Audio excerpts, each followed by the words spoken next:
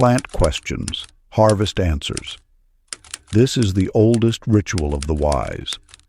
Across 7 nights, you will program your inner garden and watch the power of the subconscious mind bring forth exact results. Begin the 7-night ritual and let your life answer you back. The power of the subconscious mind. Introduction. Across the centuries, beneath the noise of trade and the rise of kingdoms, a quieter exchange has endured. Commerce in visions, symbols, and the unseen wealth of the soul. Few named it. Fewer practiced it. Yet its invisible currents have steered destinies like stars steering the tide. This book is your lantern into that hidden market, a light you carry inward. Within these chapters you will not barter spices or silk. You will trade in questions traced in silver light.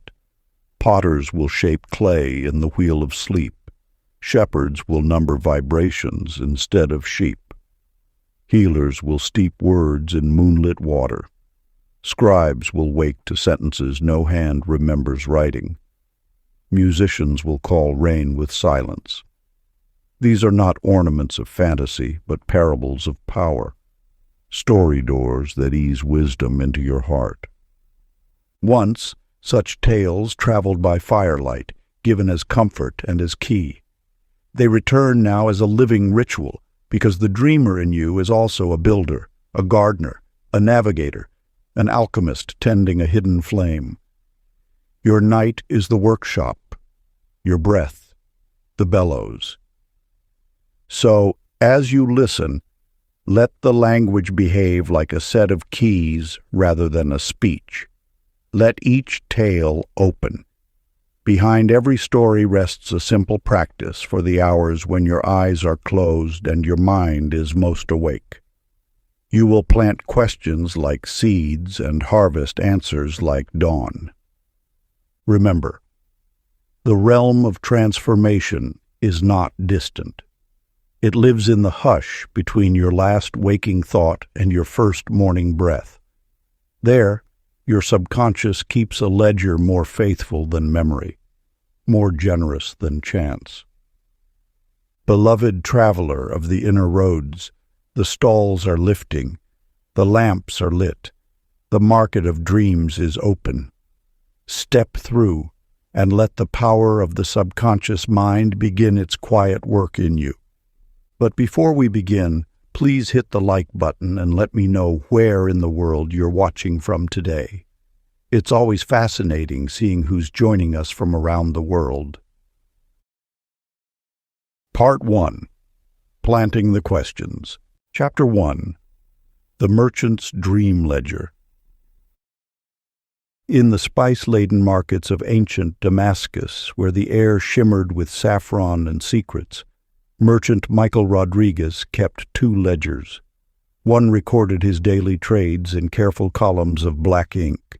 The other, bound in midnight blue leather and written in silver, captured something far more precious: his dreams. "My fellow merchants think me mad," he confided to a mysterious sage who appeared one evening at his stall. "They say counting coins is the way to wealth. But I've discovered that counting dreams yields far greater treasures." The sage's eyes sparkled like cinnamon in sunlight.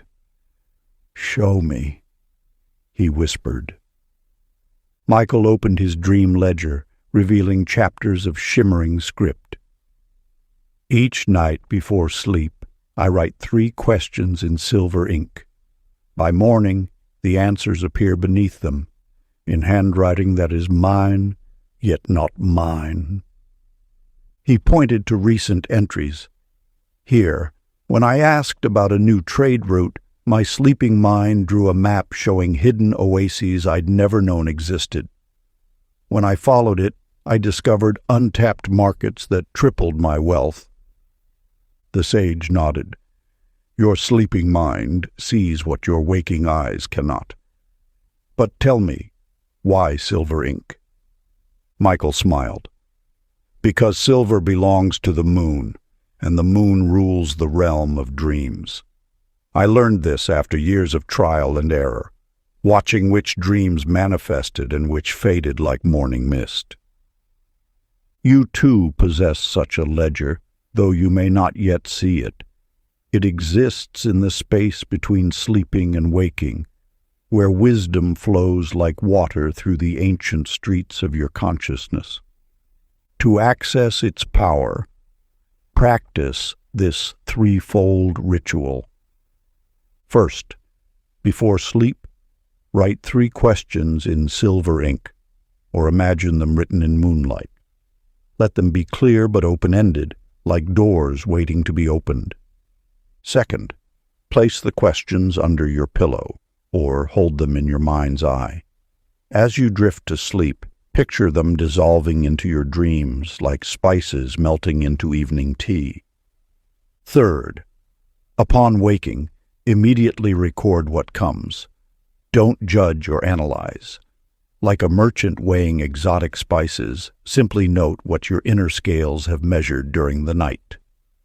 But remember, Michael would later tell his apprentices, the most powerful questions are not, will I be wealthy? But rather, how can I best serve and prosper? The sleeping mind responds not to demands, but to invitations. So tonight, as you lay your head upon the pillow of possibility, know that your own dream ledger awaits. The silver ink of your consciousness stands ready. What questions will you ask of the night? Practice this ritual for 7 days, and watch as your dreams begin to trade in the currency of transformation. For in the marketplace of consciousness, your sleeping mind is the wisest merchant of all. Chapter 2. The Potter's Midnight Wheel. In the mist-wrapped hills of ancient Korea, where clay sang beneath skilled hands, master potter Jennifer Anderson was known for vessels that seemed to hold magic itself. While other artisans worked only by day, she was often found in her moonlit studio, sleeping peacefully beside her wheel as it spun in perfect silence. "The finest pots," she would say, touching a finished piece with reverence, "are shaped not by hands, but by dreams."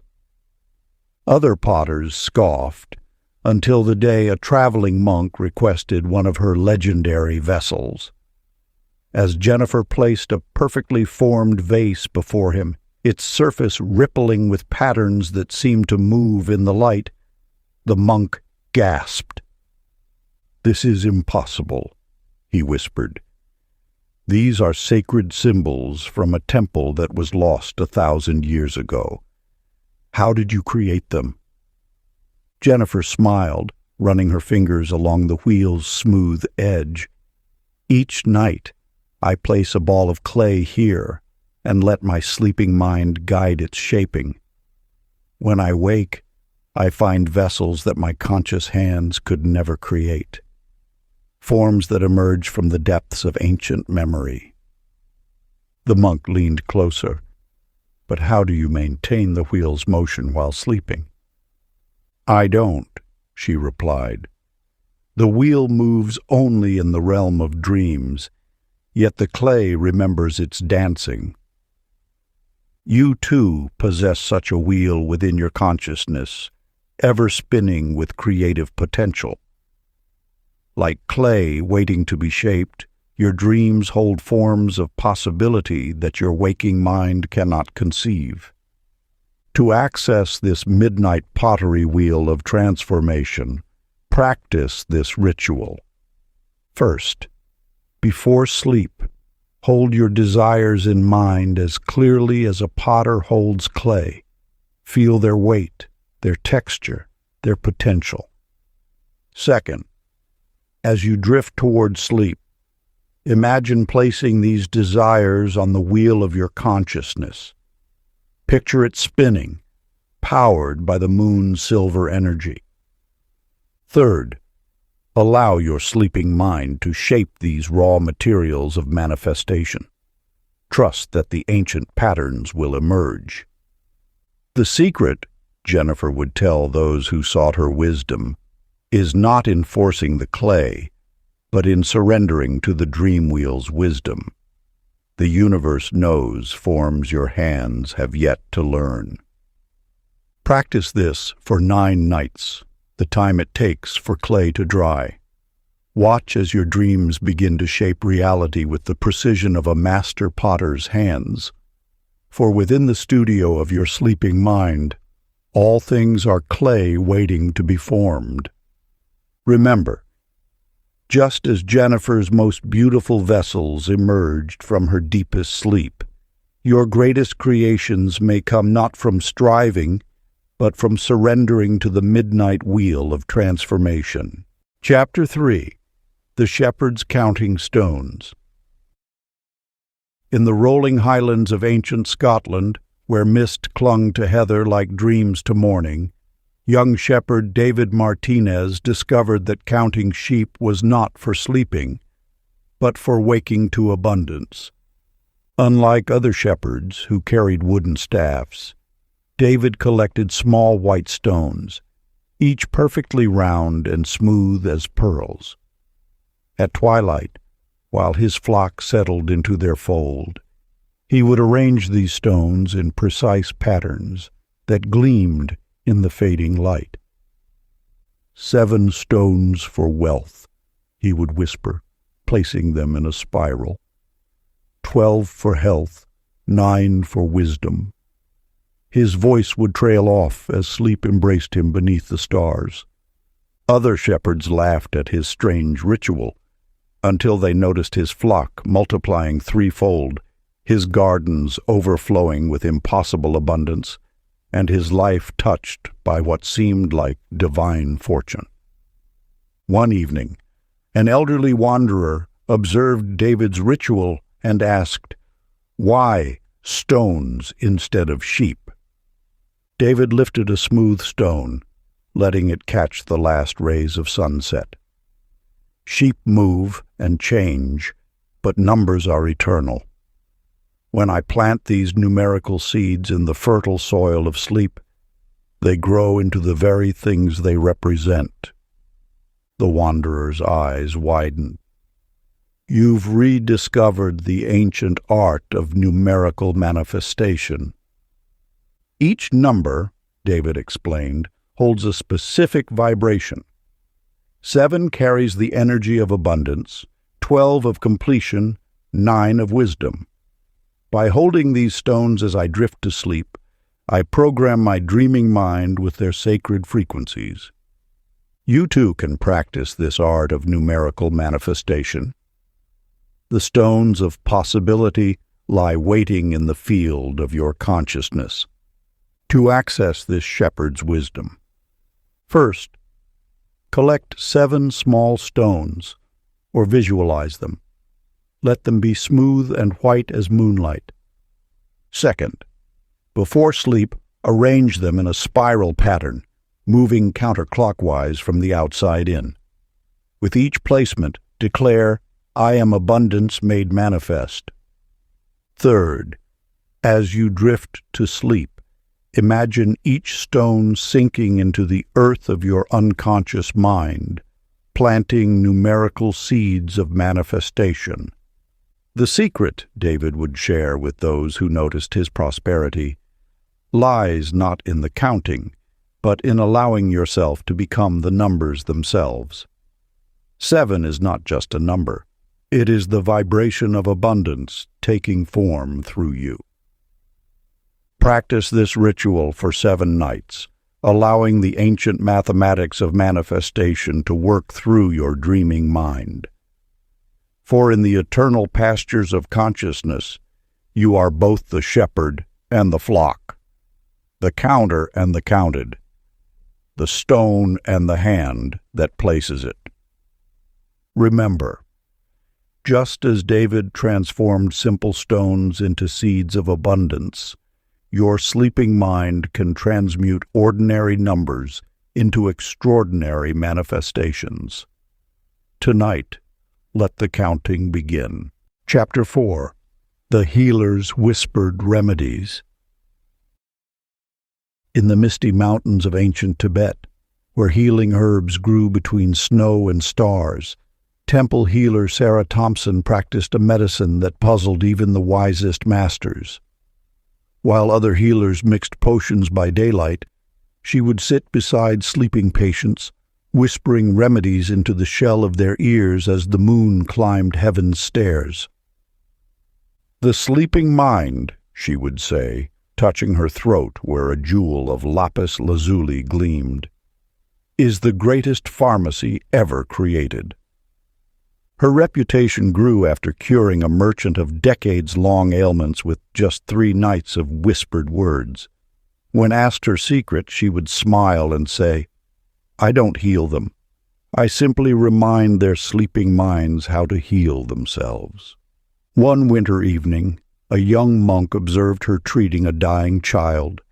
Instead of herbs or acupuncture, Sarah placed a white jade bowl of clear water beside the boy's bed.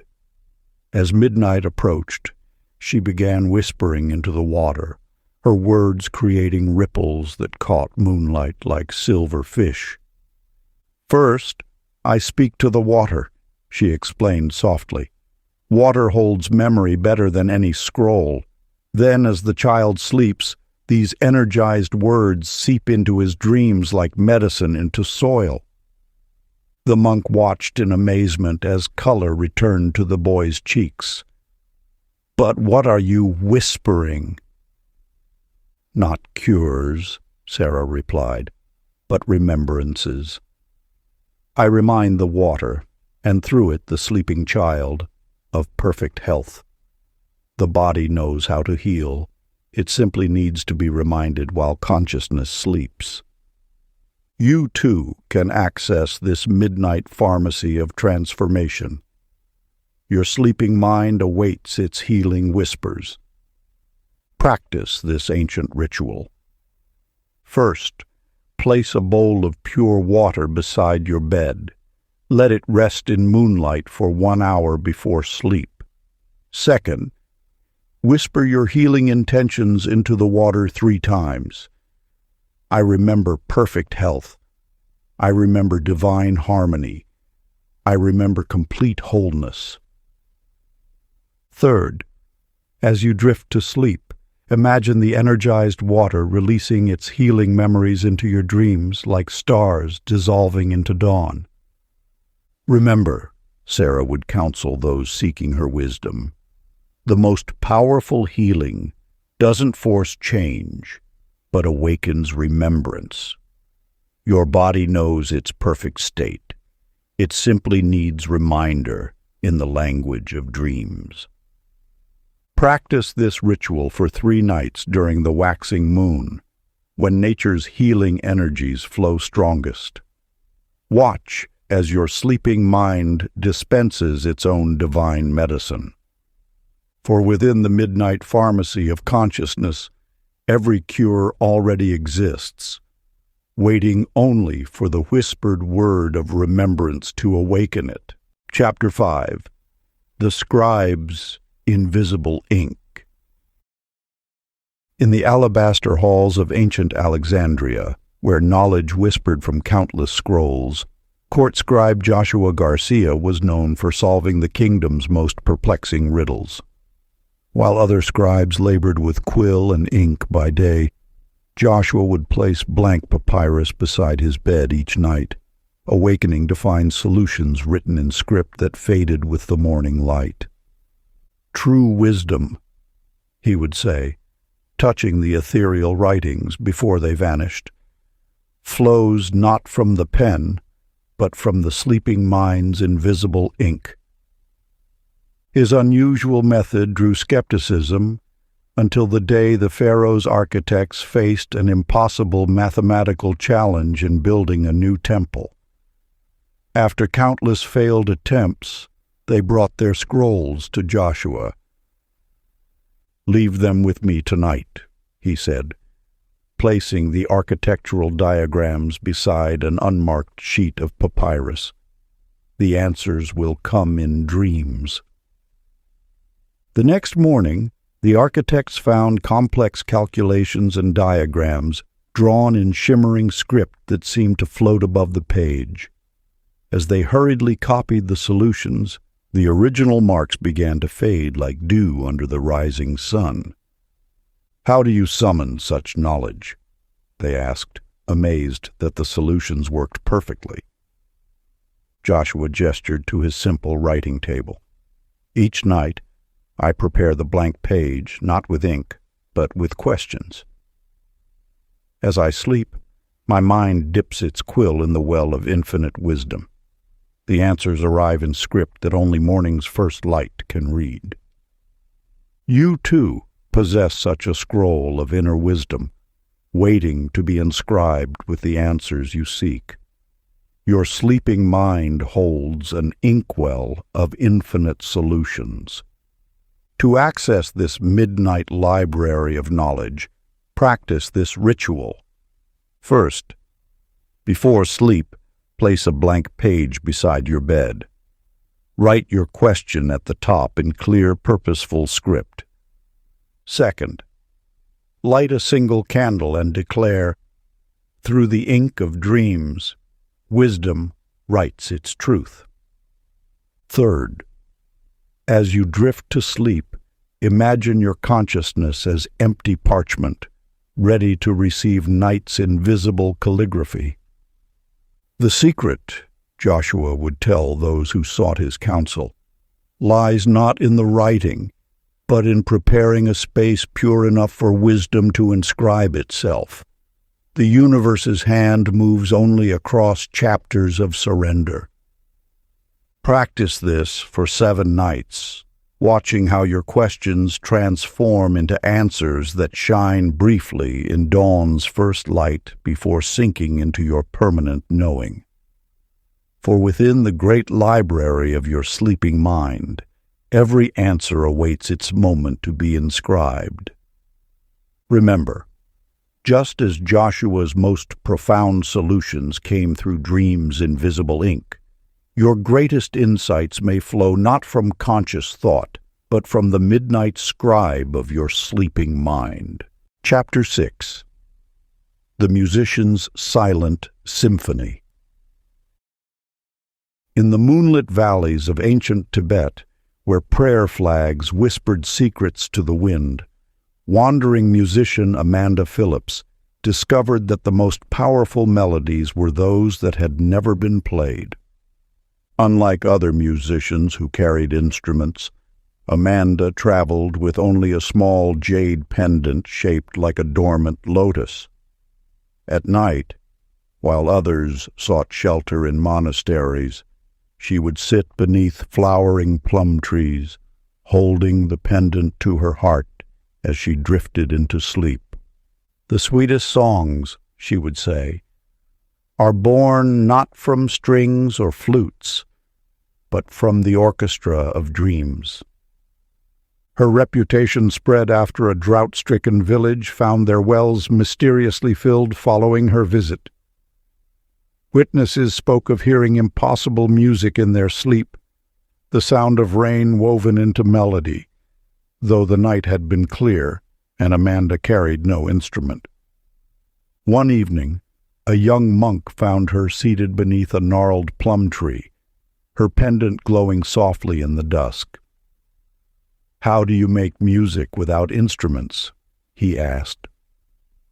Amanda opened her eyes, jade pendant pulsing like a second heartbeat. "The universe hums in perfect harmony," she explained. "I simply align my sleeping mind with its eternal symphony. Each manifestation has its own melody.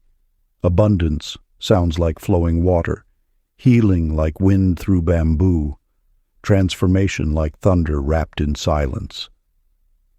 You too can compose the soundtrack of your reality through this ancient art of dream music. Practice this melodic manifestation ritual.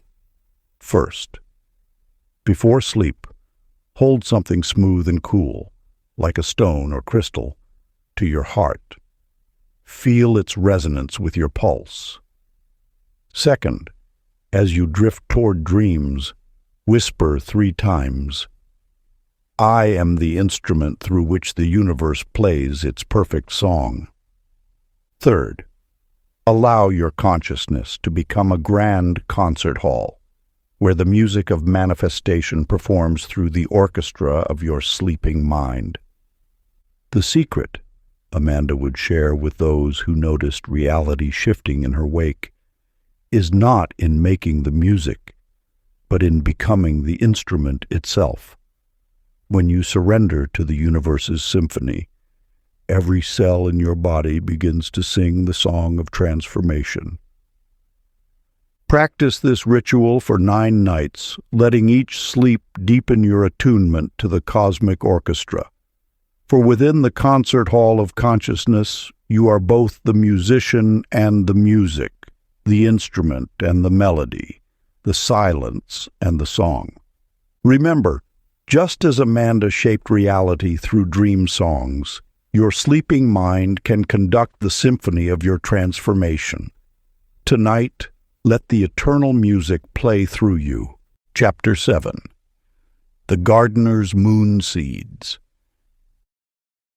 In the sacred gardens of ancient Persia, where midnight flowers bloomed between earth and starlight, temple gardener Matthew Collins practiced a form of cultivation that mystified even the wisest botanists.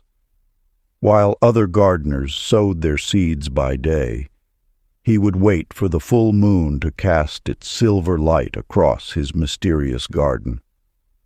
The most precious blooms, he would say, touching the crescent-shaped jade amulet at his neck, grow first in the soil of dreams before breaking through earthly ground. His reputation flourished after transforming a barren courtyard into a paradise of impossible flowers, blooms that seemed to emit their own light, and plants whose fragrances could heal melancholy with a single breath. When asked his secret, Matthew would smile and gesture to the moon. I plant not in soil, but in the fertile darkness between midnight and dreams. One evening, a young priestess observed him kneeling in his moonlit garden. Instead of physical seeds, Matthew held a crystal bowl of pure water, into which he dropped tiny points of starlight caught in dewdrops. First, I collect the light of dreams, he explained softly. These are the true seeds of transformation. Then, as the moon reaches its zenith, I plant them in the invisible garden of the sleeping mind. The priestess watched in wonder as ghostly flowers began to shimmer above the soil, ethereal blueprints of what would later manifest in physical form. But how do you gather starlight? Not through gathering, Matthew replied, but through becoming. When you align with the moon's cycles, your consciousness becomes the soil in which miracles take root. You too can cultivate this midnight garden of manifestation. Your sleeping mind awaits its celestial seeds. Practice this lunar planting ritual. First, fill a bowl with pure water and place it where moonlight can touch its surface. Let it absorb the moon's essence for 1 hour. Second, before sleep, hold the bowl to your heart and whisper, I am the fertile soil of infinite possibility. In the garden of my dreams, all desires bloom. Third, as you drift to sleep, imagine each star's reflection in the water as a seed of transformation, sinking roots into your sleeping consciousness. Remember, Matthew would counsel those seeking to grow their dreams, the most powerful gardens bloom first in spirit before manifesting in matter. Your consciousness is the sacred soil from which all possibilities spring. Practice this ritual during the 3 nights of the full moon, when nature's growing forces flow strongest. Watch as your planted intentions break through the soil of reality, reaching toward manifestation's light. For within the midnight garden of your sleeping mind, every dream awaits only the proper season and celestial alignment to burst into magnificent bloom. Chapter 8. The Weaver's Dream Patterns. In the mist-shrouded mountains of ancient Nepal, where rainbow-colored prayer flags danced between heaven and earth, master weaver Stephanie Walker created tapestries that seemed to shift and breathe with living power. Unlike other weavers who worked their looms by day, she would sit in moonlight, eyes closed, fingers moving through invisible threads of starlight. "The most powerful patterns," she would say, touching the obsidian pendant that hung from her neck, "are woven first in dreams before taking form in silk and wool."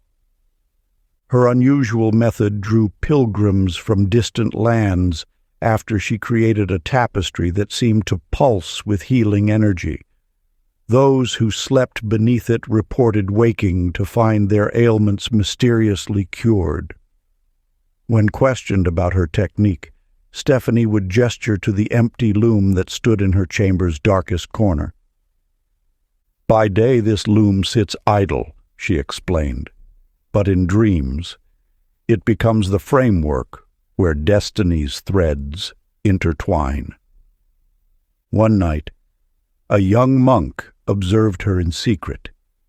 Instead of working with physical threads, Stephanie sat cross-legged before her loom, hands moving gracefully through air that sparkled with tiny points of light. Each gesture seemed to weave invisible patterns that briefly shimmered before sinking into the fabric of reality itself. "First, we must understand," she said without opening her eyes, sensing his presence, "that every possibility exists as a thread in the cosmic tapestry. Our task is not to create the threads, but to learn which ones to pull into our pattern. You too possess such a loom of manifestation, waiting in the workshop of your sleeping mind. Practice this pattern weaving ritual. First, before sleep, hold a piece of thread or fabric. Close your eyes and declare, "I am the weaver of my destiny's design." Second, as you drift toward dreams, imagine your consciousness as an infinite loom where all possibilities hang as loose threads of light. Third, let your sleeping mind select and weave the threads that resonate with your highest purpose, trusting the pattern that emerges. The secret, Stephanie would share with those who marveled at her living tapestries, lies not in the weaving, but in surrendering to the design that wishes to manifest through you. The universe's loom moves only through hands empty of expectation. Practice this for 12 nights, watching how your dreams begin to weave themselves into the fabric of your waking reality. For within the cosmic workshop of your sleeping mind, every thread of possibility awaits its place in your tapestry of transformation. Remember, just as Stephanie's most powerful works emerged from dream's invisible loom, your greatest manifestations may flow not from conscious effort, but from the midnight weaver of your sleeping mind. Chapter 9. The Oracle's Sleeping Visions.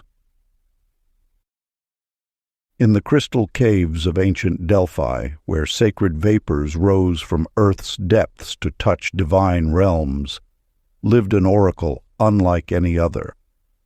While most seers entered trance states to glimpse the future, Nicole Turner received her most profound visions while dreaming. "True prophecy," she would say, touching the moonglass crystal suspended from her silver circlet, "comes not from forcing visions, but from preparing the mind to receive them naturally in sleep." Her unprecedented accuracy drew seekers from distant lands after she foresaw and helped prevent a devastating drought. When asked how she accessed such clear glimpses of what was to come, Nicole would gesture to the stone bed where she slept, carved with spiraling channels that caught the cave's mystical vapors. "Most search too hard for tomorrow's truth," she explained. "They forget that the future whispers most clearly to a mind at rest." One night, a young priestess observed Nicole's unusual method. Instead of inhaling the oracle vapors directly, she placed bowls of clear water around her bed to capture their essence while she slept. As moonlight filtered through the cave's crystal walls, the waters began to glow with shifting images. "First, we must understand," Nicole said softly, preparing for sleep, "that every possible future exists simultaneously, like reflections in a hall of mirrors.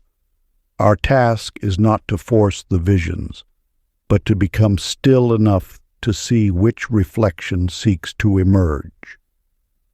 You, too, can access this ancient art of dream prophecy. Practice this vision-receiving ritual.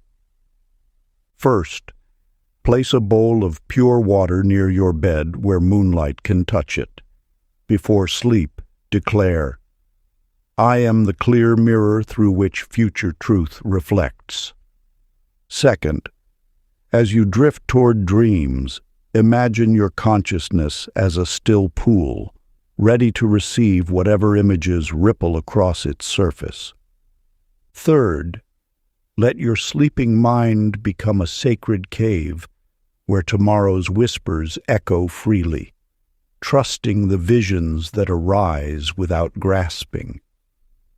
The secret, Nicole would share with those who sought to develop their inner sight, lies not in chasing prophecy, but in becoming the sacred space where future and present dance as one. True vision flows only through eyes cleared of expectation. Practice this ritual for 7 nights, noting how your dreams begin to weave threads of prophecy into the tapestry of insight. For within the crystal cave of your sleeping mind, every possible future awaits its moment of revelation. Remember, just as Nicole's clearest visions came through dreams, your greatest insights may emerge not from conscious seeking, but from the oracle that awakens in your sleeping mind. Chapter 10. The Builder's Foundation Dreams. In the sacred valley of ancient Anatolia, where towering temples seemed to defy the very laws of stone and gravity, master builder Kevin Allen practiced an architecture that puzzled even the wisest engineers. While others drafted their plans by daylight, he would wait for the deepest hour of night, when the boundary between dreams and reality grew thin. "The strongest foundations," he would say, touching the copper compass that hung from his leather cord, "are laid first in the architect's dreams, before a single stone is placed."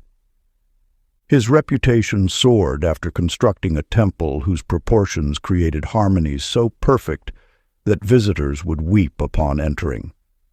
When asked how he calculated such precise measurements, Kevin would point to the empty air beside him. "The blueprints exist already, in the space between sleeping and waking." One night, an apprentice discovered him in the temple's meditation chamber.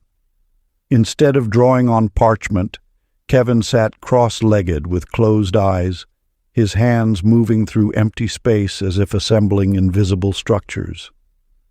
Where his fingers traced, faint lines of golden light briefly shimmered before fading. "First, we must understand," he explained without opening his eyes, "that every building exists complete in the realm of pure possibility. Our task is not to create, but to learn to see what wishes to be built." The apprentice watched in wonder as ghostly archways and soaring columns materialized in the air, architectural echoes of future manifestation. But how do you capture these dream buildings? Not through capturing, Kevin replied, but through becoming. When you align with the eternal principles of sacred geometry, your consciousness becomes the foundation stone of all creation. You too can access this divine architecture of manifestation. Practice this foundation dream ritual. First, before sleep, hold a small stone in your hands and declare, "I am the master builder of my destiny's temple." Second, as you drift toward dreams, imagine your consciousness as an empty building site, ready to receive the perfect blueprint of your transformation. Third, let your sleeping mind become the sacred geometry through which divine proportion flows, trusting the structures that arise. Remember, Kevin would counsel those seeking to build their dreams, the most enduring temples rise first in spirit before taking form in stone. Your consciousness is the cornerstone upon which all possibility builds. Practice this ritual for 9 nights, watching how your dream blueprints begin manifesting in the architecture of your reality. For within the sacred building site of your sleeping mind, every divine structure awaits only the proper foundation to rise into being. Just as Kevin's most magnificent temples emerged from dreams before stone, your greatest creations may flow not from conscious planning, but from the master architect of your sleeping mind. Part 2, Shaping the Night. Chapter 11, The Fisherman's Tide Pools. Along the misty shores of ancient Cyprus, where sacred waters whispered secrets to those who knew how to listen, lived a fisherman unlike any other. While others cast their nets during daylight hours, Daniel Foster would wait for the midnight tide, when the boundary between ocean and dreamscape grew fluid. "The richest catches," he would say, touching the pearl-inlaid shell hanging from his weathered neck, "come not from the visible seas, but from the currents that flow through our dreams." His unusual method drew attention after he began bringing in catches that seemed impossible, fish of species unknown to other fishermen, each radiating with an otherworldly luminescence. When asked about his technique, Daniel would gesture to the tide pools that formed in moonlit hollows along the shore. "These pools," he explained, "are mirrors of the cosmic ocean. What we see reflecting on their surface is merely the threshold of deeper waters." One stormy night, a young pearl diver observed Daniel's mysterious practice. Instead of casting physical nets, he sat beside a tide pool that glowed with an inner light, his hands moving through the water in spiraling patterns that seemed to open doorways to somewhere else. "First, we must understand," Daniel said, sensing the diver's presence, "that abundance flows in currents invisible to ordinary sight. Our task is not to chase what we desire, but to align ourselves with the tides that carry all possibility. You, too, can learn to fish these cosmic waters of manifestation. Practice this dream fishing ritual. First, before sleep, hold a small bowl of water and declare, "I am one with the eternal tides of abundance." Second, as you drift toward dreams, imagine your consciousness becoming a luminous tide pool, reflecting both stars above and depths below. Third, let your sleeping mind cast nets into these waters of possibility, trusting that what you seek is already flowing toward you. The secret, Daniel would share with those who marveled at his otherworldly catches, lies not in the fishing, but in becoming the still point where ocean meets sky. The greatest abundance flows only through those who have learned to move with the cosmic tide. Practice this for 7 nights, observing how your dreams begin drawing manifestations fish into your waking reality. For within the midnight waters of your sleeping mind, every desire swims in schools, waiting only for the proper current to carry it to shore. Remember, just as Daniel's most miraculous catches came through dream fishing, your greatest manifestations may arrive not through striving, but through the master fisherman of your sleeping mind, who knows exactly when and where to cast the nets of intention into the cosmic sea. Chapter 12. The Mapmaker's Starlit Compass. In the desert citadel of ancient Alexandria, where celestial knowledge flowed like starlight through crystal domes, royal cartographer Melissa Carter crafted maps unlike any seen before. While others charted physical territories, she mapped the invisible realms that existed between waking and dreaming. True navigation, she would say, adjusting the crystalline compass that hung from her indigo robes, requires charting not just the land beneath our feet, but the constellation of possibilities that dance above our dreams. Her revolutionary methods gained renown after she created a map that led traders safely through an impassable mountain range by following paths that existed only in starlight. When questioned about her techniques, Melissa would gesture to her unusual workshop, where maps seemed to glow with their own inner luminescence.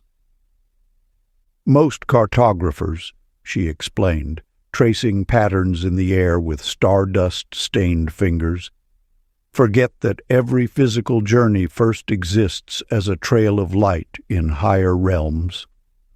One windswept evening, an apprentice discovered her unusual mapping ritual.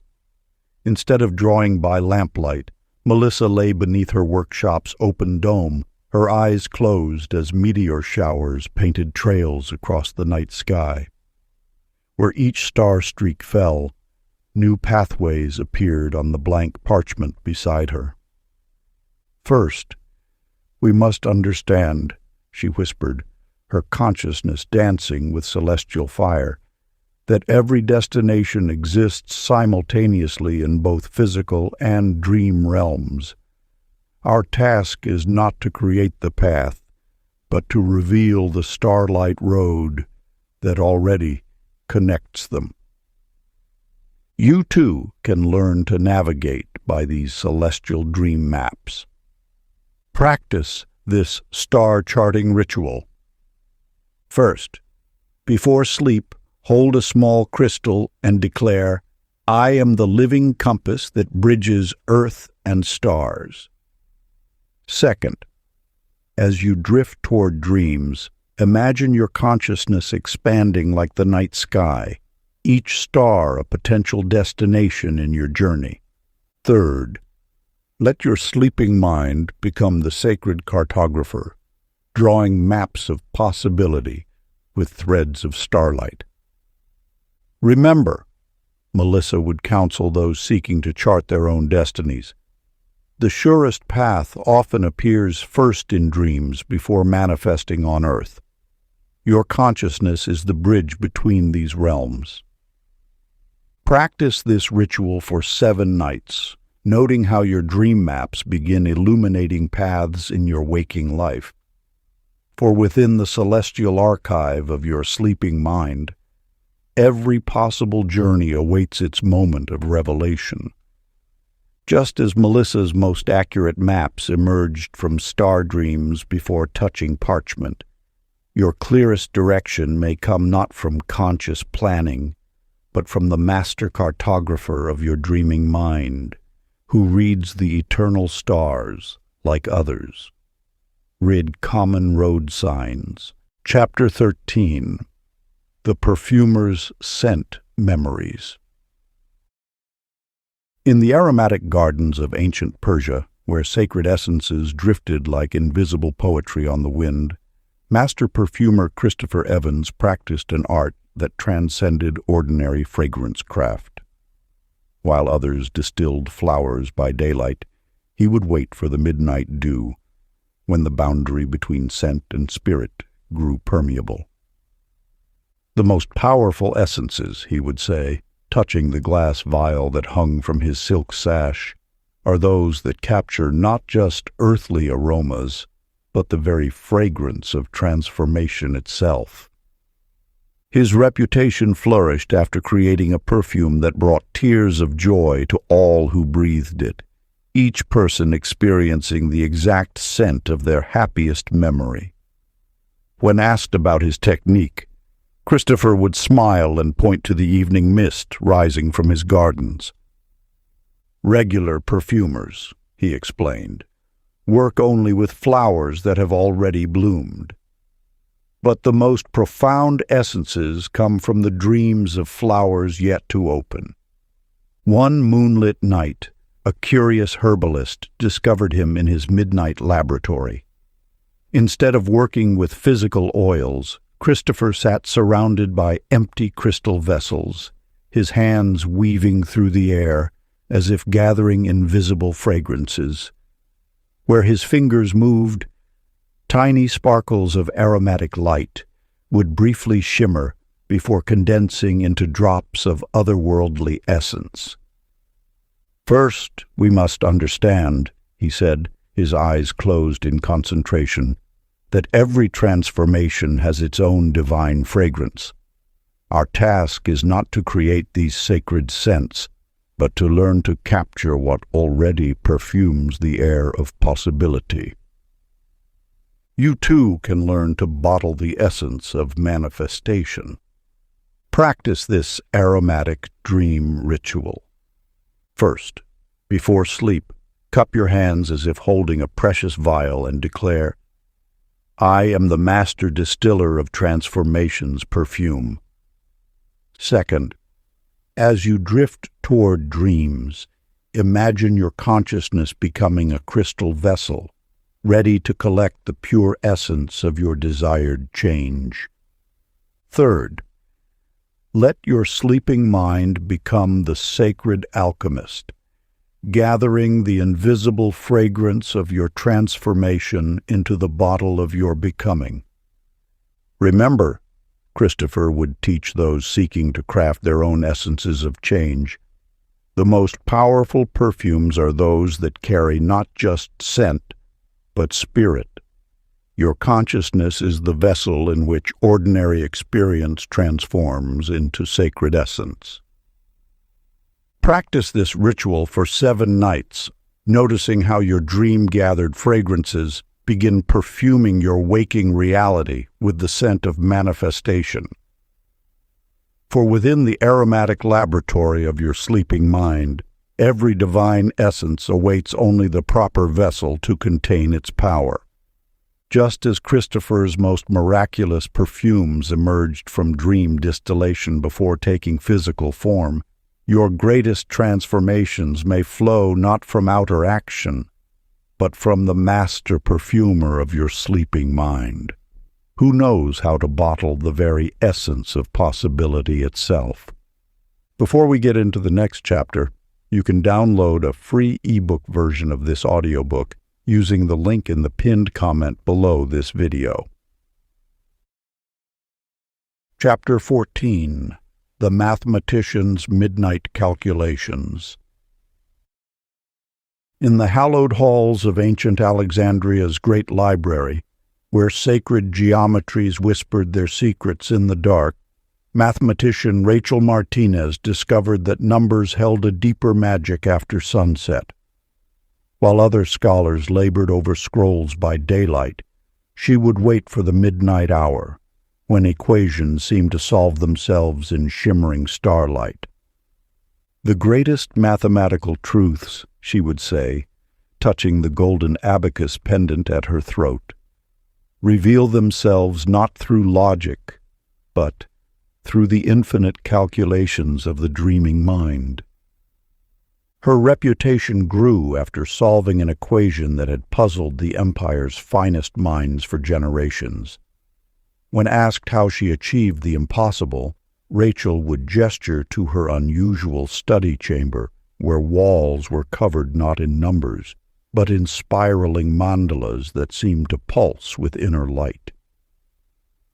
Conventional mathematicians, she explained, arranging crystalline counting stones in precise patterns, see numbers as fixed things. But in dreams, numbers are living beings that dance between possibilities. One full moon night, a young student discovered her secret method. Instead of scratching figures on papyrus, Rachel sat cross-legged in a circle of glowing calcite crystals, her hands moving through the air as if plucking invisible numbers from the ether.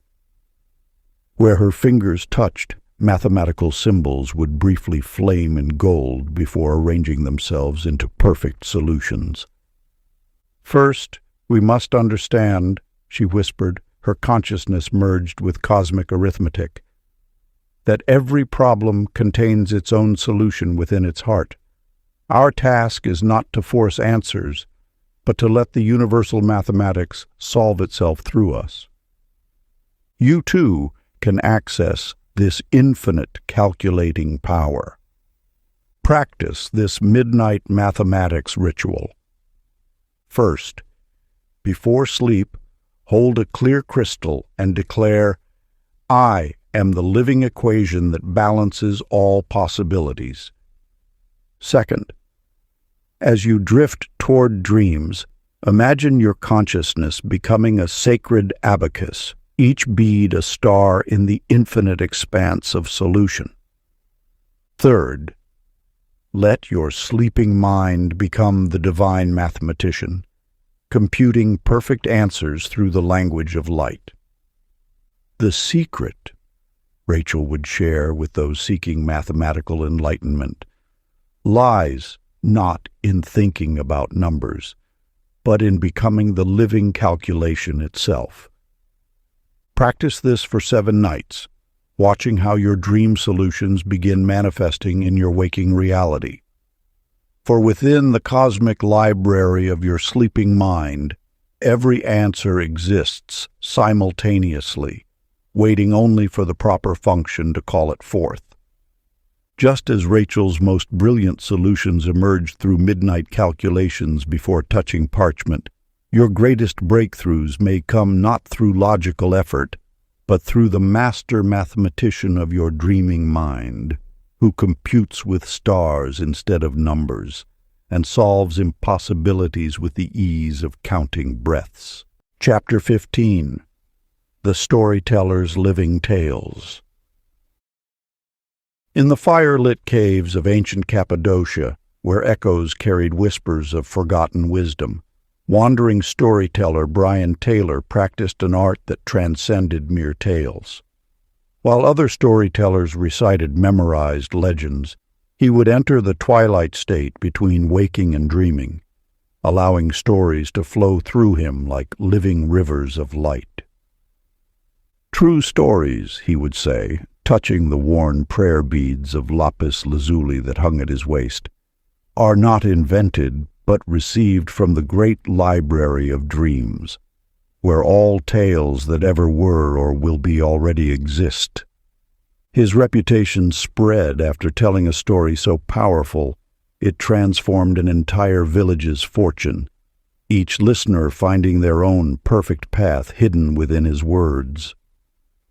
When asked about his method, Brian would smile and gesture to the dancing shadows on the cave walls. "Common storytellers," he explained, arranging small stones in a spiral pattern before him, "merely remember and repeat. But the most profound tales must be dreamed awake, caught like silver fish from the stream of infinite possibility." One starlit evening, a young apprentice discovered his secret. Instead of rehearsing plots, Brian sat in perfect stillness as threads of golden light seemed to flow from his heart to his throat.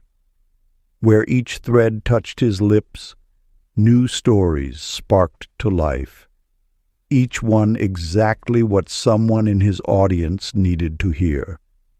"First, we must understand," he whispered, his consciousness merged with the eternal narrative, "that every person's transformation already exists as a story waiting to be told. Our task is not to create these tales, but to become the living bridge through which they enter the world. You too can learn to weave these transformative stories. Practice this tale-catching ritual. First, before sleep, hold a smooth stone and declare, 'I am the living chronicle through which wisdom flows.' Second, as you drift toward dreams, imagine your consciousness becoming a sacred scroll, ready to receive the perfect story of your becoming. Third, let your sleeping mind become the master storyteller, weaving threads of possibility into the tapestry of your transformation. Remember, Brian would counsel those seeking to tell their own tales of change. The most powerful stories are those that tell themselves through us. Your consciousness is the amphitheater where eternal wisdom performs its greatest works. Practice this ritual for 7 nights, observing how your dream-gathered tales begin narrating new possibilities into your waking life. For within the infinite library of your sleeping mind, every story of transformation awaits its moment to be told. Just as Brian's most miraculous tales emerged from dream communion before touching human ears, your greatest chapters may unfold not through conscious invention, but through the master storyteller of your dreaming mind, who reads from the book of eternal wisdom as easily as others read morning notices. Chapter 16. The Jeweler's Hidden Gems. In the lamplit caverns beneath ancient Ethiopia, where rainbow-hued crystals whispered secrets in the dark, Master Jeweler Amy Campbell practiced an art far beyond mere gemcraft. While others sought precious stones in mountain veins, she would venture into the deepest caves at midnight, when crystals sang their hidden songs to those who knew how to listen. "The most valuable gems," she would say, running her fingers across the crystalline compass hanging from her leather cord, "are those still dreaming in the earth's imagination, waiting to be called forth." Her fame spread after crafting a necklace whose stones shifted color to reveal the wearer's true potential, each gem somehow knowing exactly what inspiration its bearer needed most. When asked about her sourcing of such miraculous crystals, Amy would smile and point to the shadow patterns dancing on the cave walls. "Common jewelers," she explained, arranging tiny mirrors in a spiral on the ground, "only work with stones already formed. But the most powerful gems are those still crystallizing in the dreams of the earth herself." One new moon night, a curious mineralogist followed her into the depths. Instead of chipping at rock faces, Amy sat cross-legged before blank walls of stone, her hands weaving patterns in the air as if conducting an invisible symphony. Where her fingers traced, veins of crystal would briefly shimmer into view before materializing as perfect gems that seemed to float from the living rock into her palm. "First, we must understand," she said, her consciousness merged with the crystal lattices, "that every treasure we seek already exists in potential form. Our task is not to find these gems, but to dream them into being from their sleep in the infinite. You too can learn to mine the jewels of transformation. Practice this crystal dreaming ritual. First, before sleep, cup your hands as if holding a precious stone and declare, 'I am the living crystallization of infinite potential.' Second, as you drift toward dreams, imagine your consciousness becoming a sacred cave lined with the geometric patterns of possibility. Third, let your sleeping mind become the master jeweler, calling forth perfect gems from the matrix of creation. The key, Amy would teach those seeking to discover their own inner treasures, lies not in searching, but in becoming the living lattice through which light transforms into wisdom. Practice this ritual for 7 nights, watching how your dream mind gems begin manifesting as real treasures in your life.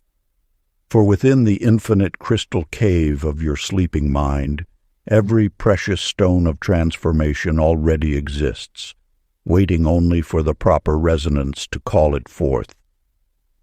Just as Amy's most extraordinary gems emerged through midnight resonance before taking physical form, your greatest discoveries may come not through outer seeking, but through the master jeweler of your dreaming mind, who shapes light into crystal with the ease of shaping breath into prayer. Chapter 17. The Dancer's Invisible Choreography. In the sacred temple of ancient Angkor, where moonlight painted shadows that moved of their own accord, temple dancer Jessica Lopez discovered that the most divine movements could not be learned by day.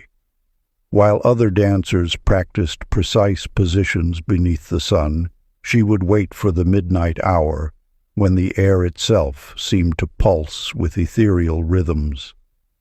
"The most transcendent dances," she would say, adjusting the silver anklets that chimed with each step, "are choreographed not by the mind, but by the wisdom of dreams, flowing through willing limbs." Her legend grew after performing a dance so mesmerizing that witnesses swore they saw multiple realities overlapping in her movements, each gesture opening doorways to transformation.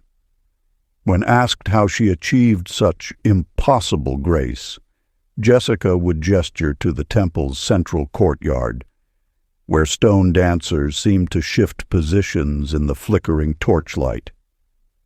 "Common dancers," she explained, drawing flowing patterns in the sand with her bare feet, "memorize sequences of steps. But true sacred dance must be dreamed into being, each movement born from the pulse of the infinite." One autumn evening, an apprentice discovered her secret. Instead of practicing set routines, Jessica stood motionless in a circle of burning lotus flowers, her body becoming translucent as starlight. Where dream currents touched her form, she would move with liquid grace that defied human limitation, each gesture writing new possibilities into the fabric of reality. "First, we must understand," she whispered, her consciousness merged with the eternal dance, "that every movement we seek already exists in the cosmic choreography. Our task is not to learn the dance, but to let the dance learn us. You too can access this divine movement. Practice this midnight dance ritual. First, before sleep, stand in perfect stillness and declare, 'I am the living dance of transformation.' Second, as you drift toward dreams, imagine your consciousness becoming a sacred stage where all possibilities perform. Third, let your sleeping mind become the master choreographer, moving reality itself through the temple of your being. The mystery," Jessica would share with those seeking to embody grace, "lies not in perfecting steps, but in becoming the perfect stillness from which all movement flows." Practice this for 7 nights, observing how your dream-danced movements begin orchestrating change in your waking life. For within the infinite ballroom of your sleeping mind, every sacred gesture awaits its moment to transform through you.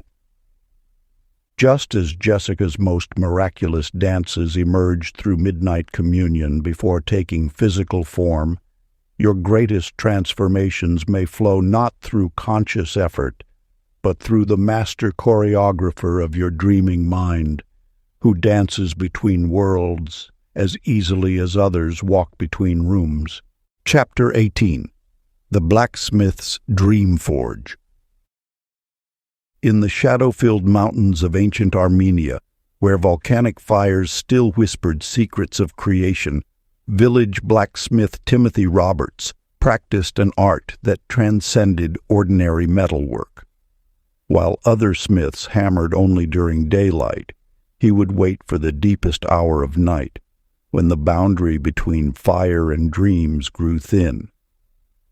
"The strongest metals," he would say, touching the curious spiral-marked hammer that never left his side, "are forged not by earthly flames, but in the invisible furnace where reality itself is shaped." His reputation spread after crafting a sword so perfectly balanced that its wielder claimed it moved by its own will, guided by the dreams Timothy had forged into its core. When asked about his technique, he would smile and gesture to the curious blue flames that danced in his forge at midnight. "Common blacksmiths," he explained, arranging curious runes in the cooling ashes, "merely shape what exists. But the true forge master must first dream the metal's perfect form into being, before ever touching hammer to anvil." One winter's night, a traveling metallurgist witnessed his secret. Instead of working with physical metal, Timothy stood before his forge in deep meditation, his consciousness becoming one with the primordial fire. Where his dream-forged intentions touched the flames, impossible patterns would emerge in the metal, each piece somehow containing exactly the properties its future owner would need. "First, we must understand," he whispered, his awareness merged with the eternal flame, "that every tool's perfect form already exists in the forge of infinite possibility. Our task is not to force the metal, but to dream it awake. You too can learn to forge your transformation. Practice this midnight smithing ritual. First, before sleep, cup your hands as if holding heated metal and declare, 'I am the living forge where potential becomes reality.' Second, as you drift toward dreams, imagine your consciousness becoming a sacred anvil, ready to shape the raw material of possibility. Third, let your sleeping mind become the master smith, hammering pure intention into perfect form. Remember, Timothy would counsel those seeking to forge their own destiny, the greatest power lies not in forcing change, but in becoming the living forge through which transformation naturally flows. Practice this ritual for 7 nights, observing how your dream-forged intentions begin taking shape in your waking life. For within the infinite smithy of your sleeping mind, every tool of transformation awaits its moment to be hammered into being. Just as Timothy's most extraordinary creations emerged through midnight fire communion before taking physical form, your greatest changes may manifest not through outer force, but through the master blacksmith of your dreaming mind, who shapes reality as easily as others shape clay. Chapter 19. The Navigator's Ghost Ship. In the mist-shrouded harbors of ancient Phoenicia, where phantom ships danced on moonlit waves, sea navigator Michelle Parker mastered an art beyond mere maritime wayfinding. While other navigators relied on stars and charts, she would wait for the deepest watch of night, when the boundary between sea and dreams dissolved into infinite possibility. "The truest course," she would say, tracing her fingers along the peculiar crystal compass that hummed with its own inner light. lies not in the visible waters, but in the currents that flow through the dreaming sea. Her legend grew after guiding an entire fleet through an impossible storm, each ship following a glowing wake that seemed to part the tempest itself. When questioned about her methods, Michelle would smile and point to the curious way water spiraled differently in her navigation bowl at midnight. "Common sailors," she explained, arranging small shells in mystifying patterns across her charts, "read only the surface of the sea. But the master navigator must first learn to sail the ocean of dreams where every destination already exists." One stormy night, a skeptical merchant witnessed her secret. Instead of consulting traditional instruments, Michelle stood at her ship's bow in perfect stillness, her consciousness becoming one with the eternal sea. Where her dream-charted course touched the waves, impossibly calm passages would appear, each one leading exactly where the vessel's destiny required. "First, we must understand," she whispered, her awareness merged with the ocean's dreaming mind, "that every journey's perfect path already exists in the infinite sea. Our task is not to fight the waves, but to dream ourselves awake to the course that calls us. You too can navigate the waters of transformation. Practice this midnight navigation ritual. First, before sleep, hold your hands as if grasping a ship's wheel and declare, 'I am the living compass of my destiny's journey.' Second, as you drift toward dreams, imagine your consciousness becoming a sacred harbor where all possibilities dock. Third, let your sleeping mind become the master navigator, charting courses through the sea of infinite potential. The key, Michelle would teach those seeking to steer their own fate, lies not in controlling the tides, but in becoming the living lighthouse through which destiny naturally flows. Practice this ritual for 7 nights, observing how your dream-charted courses begin manifesting in your waking life. For within the infinite ocean of your sleeping mind, every perfect journey already exists, waiting only for the proper current to carry it forth. Just as Michelle's most miraculous voyages emerged through midnight sea communion, before taking physical form, your greatest passages may unfold not through forced direction, but through the master navigator of your dreaming mind, who reads the waters of fate as easily as others read words upon a page. Chapter 20. The Alchemist's Midnight Laboratory. In the hidden valleys of ancient Damascus, where moonlight transformed ordinary dewdrops into liquid starfire, royal alchemist Ryan Mitchell discovered that true transmutation occurred not in bubbling crucibles, but in the laboratory of dreams.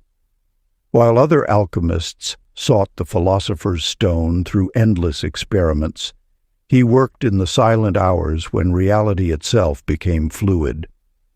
"The highest alchemy," he would say, carefully arranging curious crystalline vessels that seemed to glow from within, "happens not through mixing elements, but through allowing the dreaming mind to distill pure possibility." His reputation spread after transforming a chamber of lead into gold without touching a single piece, the metal simply awakening to its higher nature overnight. When questioned about his methods, Ryan would gesture to the strange symbols that appeared spontaneously in the condensation on his laboratory windows at midnight. "Common alchemists," he explained, drawing intricate patterns in spilled quicksilver, "try to force matter's transformation. But the true adept must first become the universal solvent, dissolving the barriers between what is and what could be." One winter's eve, An apprentice discovered his secret. Instead of tending fires and mixing compounds, Ryan sat motionless before an empty athanor, his consciousness becoming one with the prima materia of creation itself. Where his dream-distilled intention touched ordinary substances, they would spontaneously evolve toward their perfect nature, each transformation guided by the eternal formulae written in starlight. "First, we must understand," he whispered, his awareness merged with the cosmic laboratory, "that every substance's highest form already exists in the infinite. Our task is not to force change, but to dream matter awake to its true potential. You, too, can master this sacred science. Practice this midnight alchemy ritual. First, before sleep, cup your hands as if holding pure light and declare, 'I am the living philosopher's stone, transforming all I touch.' Second, as you drift toward dreams, imagine your consciousness becoming a sacred vessel where all possibilities distill to their essence. Third, let your sleeping mind become the master alchemist, transmuting leaden limitations into golden realization. The greatest mystery, Ryan would reveal to those seeking inner transformation, lies not in changing what exists, but in becoming the universal solvent through which all things naturally evolve. Practice this formula for 7 nights, observing how your dream-distilled intentions begin catalyzing change in your waking life. For within the infinite laboratory of your sleeping mind, every perfect transformation awaits its moment to precipitate into being. Just as Ryan's most miraculous transmutations emerged through midnight communion with the prima materia before taking physical form, your greatest evolutions may manifest not through forced effort, but through the master alchemist of your dreaming mind, who transforms reality as easily as light transforms darkness. Part 3. Decanting the Dawn. Chapter 21. The Emperor's Dream Council. In the gilded halls of ancient Persepolis, where starlight painted wisdom across marble floors, Emperor Justin Bradley discovered that true guidance came not from his daylight advisors, but from an extraordinary council that gathered only in dreams. While other rulers surrounded themselves with endless courtiers, he learned to seek counsel in the sacred chamber of midnight contemplation. "The wisest advisors," he would say, touching the curious opal ring that seemed to pulse with inner light, "speak not with mortal tongues, but through the voice of eternal knowing that whispers only in dreams." His reign became legendary after preventing a devastating war by implementing a solution that appeared during a night of deep communion with his invisible parliament. When asked about his uncanny wisdom, Justin would smile and gesture to the strange way shadows danced in perfect geometric patterns across his private meditation chamber at midnight. "Common rulers," he explained, arranging 7 empty chairs in a precise circle. "Listen only to the counsel of the seen world. But the true sovereign must learn to convene the timeless assembly where all wisdom already exists." One moonless night, his young successor witnessed his secret. Instead of holding court, Justin sat alone in his chamber, his consciousness expanding until it touched the edges of infinity. Where his awareness opened to the dream council, figures of light would appear, ancient sages, future visionaries, and beings of pure wisdom, each offering exactly the guidance his kingdom required. "First, we must understand," he whispered, his spirit merged with the eternal Parliament, that every answer we seek already exists in the infinite assembly. Our task is not to force decisions, but to dream ourselves awake to the wisdom that calls us. You too can summon the council of inner knowing. Practice this midnight Parliament ritual. First, before sleep, arrange 7 small objects in a circle around your bed and declare, "I am the living chamber where wisdom gathers." Second, as you drift toward dreams, imagine your consciousness becoming a sacred council hall where all knowledge convenes. Third, let your sleeping mind become the master parliamentarian, gathering insights from the assembly of infinite wisdom. The deepest truth, Justin would teach those seeking to access inner guidance, lies not in accumulating advisors, but in becoming the living temple through which wisdom naturally flows. Practice this ritual for 7 nights, observing how your dream-gathered counsel begins manifesting in your waking decisions. For within the infinite assembly of your sleeping mind, every perfect answer already exists, waiting only for the proper moment to be heard. Just as Justin's most inspired rulings emerged through midnight communion with his dream parliament before taking action, your greatest wisdom may arise not through outer seeking, but through the master counselor of your dreaming mind, who accesses universal knowledge as easily as others access memories. Chapter 22. The Lighthouse Keeper's Beacon Dreams.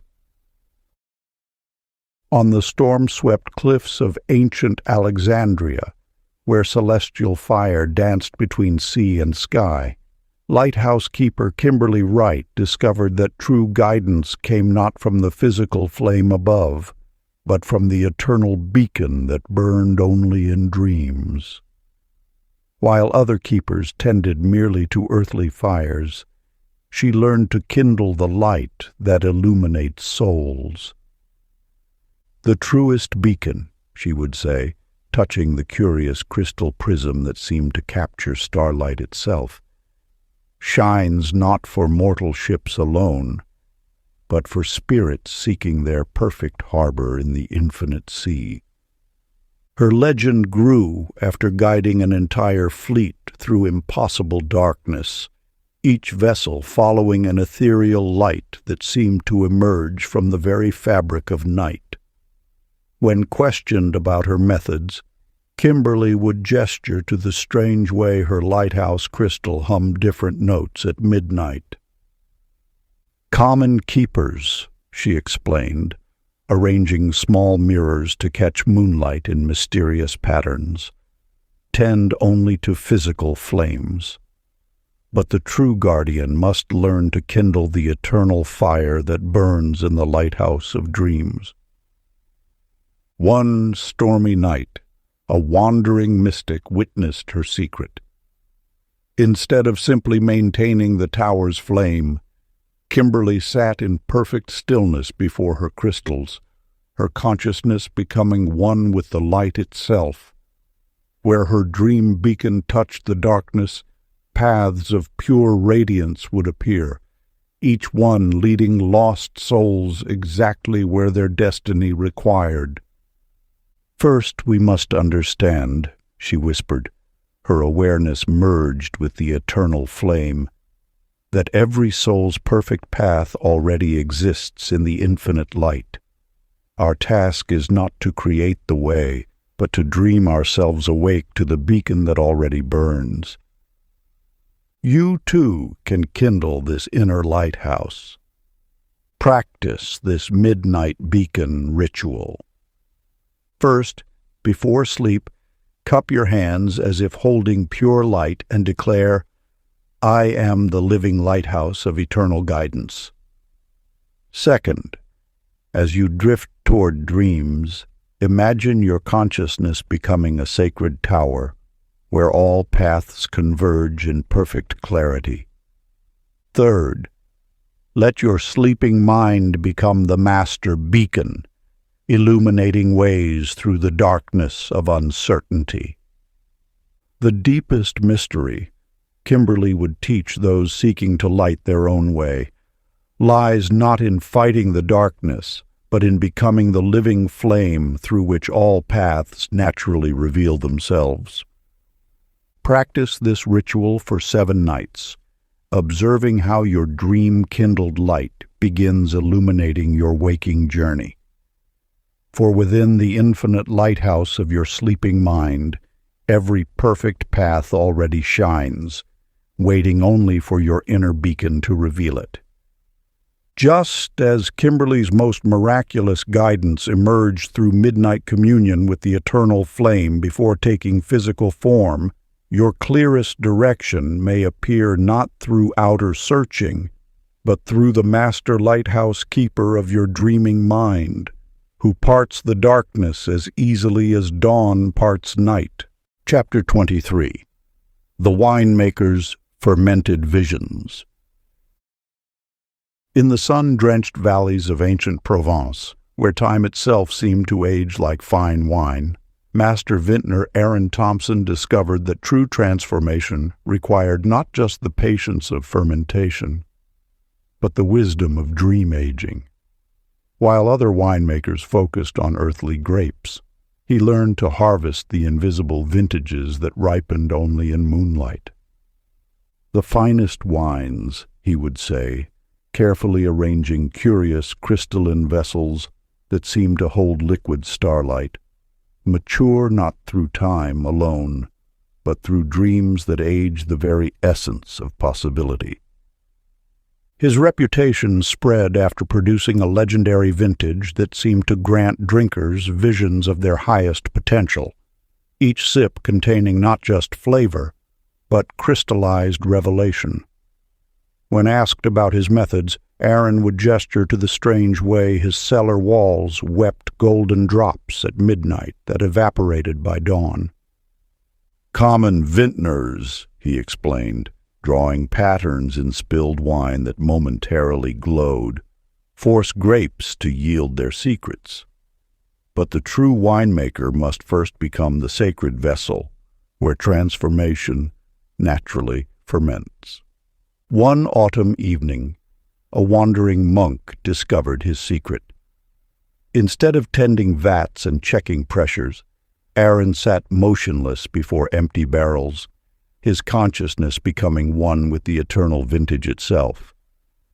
Where his dream-aged intentions touched ordinary wine, it would spontaneously evolve toward its perfect nature, each transformation guided by recipes written in stardew.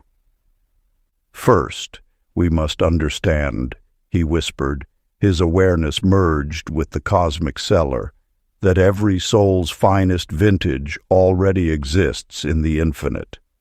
Our task is not to force ripening, but to dream ourselves awake to perfect timing. You too can master this sacred fermentation. Practice this midnight vintage ritual. First, before sleep, cup your hands as if holding an ageless wine and declare, 'I am the living vessel where transformation perfectly ages.' Second, as you drift toward dreams, imagine your consciousness becoming a sacred cellar where all possibilities mature to their essence.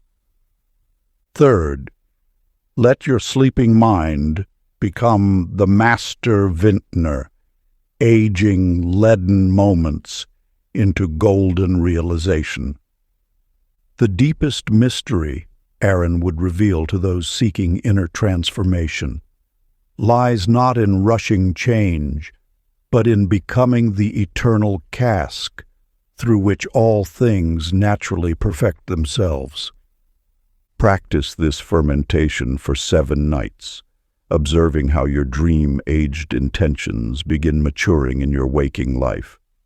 For within the infinite cellar of your sleeping mind, every perfect transformation awaits its moment to be decanted into being.